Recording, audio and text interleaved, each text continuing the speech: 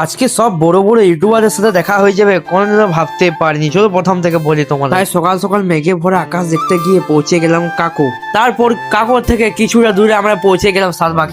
সাতবাকি আসার কারণ হলো আমরা ধনীদার সাথে দেখা করতে এসেছিলাম, এই জন্য আমরা সাতবাকি ঢুকে গেলাম। ধনীদাকে ফোন করে ধনীদার সামনে গেলাম, তাই ধনীদার সাথে দেখা করে ধনীদার সাথে একটু কথা বলতে লাগলাম। তারপর আমাদের সাথে ভাস্কর দা যোগ দিল। তোমরা সবাই তো ভাস্কর দা কথা চিনো। গাইস ধনীদার কাছে আসার কারণ হলো একটা গেঞ্জির স্পন্সর ছিল, তাই ধনীদাকে দিতে আসলাম ওটা।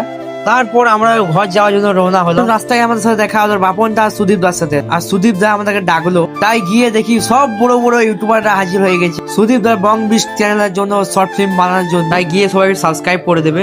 আর বাপন দা কি বলছে দেখো, আমি মিউটটা খুলে দিচ্ছি। আমাদের বড় ভাই অডিয়েন্সের জন্য বলছি, যারা যারা ভাইয়ের চ্যানেলটাকে মানে দেখছে একটু ভালো লাগে অবশ্যই সাপোর্টটা করবে।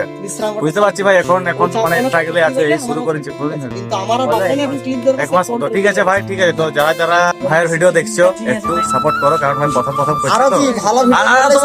তবে হ্যাঁ, ভুল ভাল কেউ কমেন্ট করো না, কারণ ভাই একটা ভিডিও ক্রিয়েটারকে একটা ভিডিও বানাতে কতটা কষ্ট লাগে, কতটা সময় লাগে ভাই আমরা বুঝি, ঠিক আছে? তাই কেউ হেড কমেন্ট করো না যা করে। শুনলে তো গাইস বাপন দা কি বললো, তাই একটু সাপোর্ট করো। আর এদিকে সুদীপ দাকে বললাম কিছু বলো, ও বলছে আমি কি বলবো, সব তো বাপন দাই বলে দিল, তাই আর কি বলবো। আর এদিকে ধনী দা কি বলছে দেখো। গাইস ভাইও ভিডিও বানায়, আমাদের বিনপুরের ভাইটা বলে পুরা সবাই ঠিক আছে।